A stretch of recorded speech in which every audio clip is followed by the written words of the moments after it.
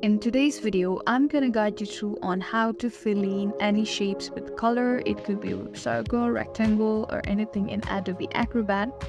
So before starting, I would like to give a little disclaimer. You might not be able to see the toolbar due to some technical issues.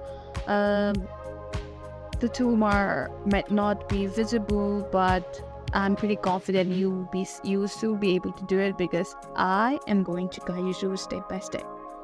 The first thing, you have to go for the toolbar, and it will not be that much of a hassle because I'm pretty confident you'll be able to see the toolbar. So go to the toolbar. That's the first thing.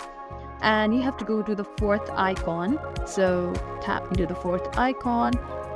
So let's make some shape, okay, to fill in.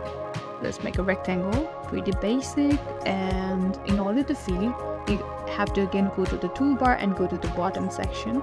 And at the second last, you can see an option that says choose a color for rectangle. Okay, that's I'm choosing a light purple, so let's make a light purple border. And I also want the inside to be light purple, but I don't know how to. Again, go to the same option that we went to change the color, but this time go to the fill option that is just right next to border. You can see the option of fill. And now all we have to do is you can either choose the same color or different. Maybe I'm gonna choose, okay, same color. So in order to fill, simply tap in there. And okay, let's go again, go to fill, there's color, and there you go.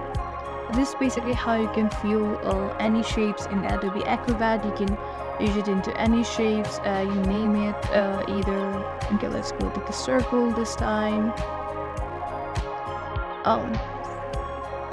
Alright, let's go here, go to fill again, and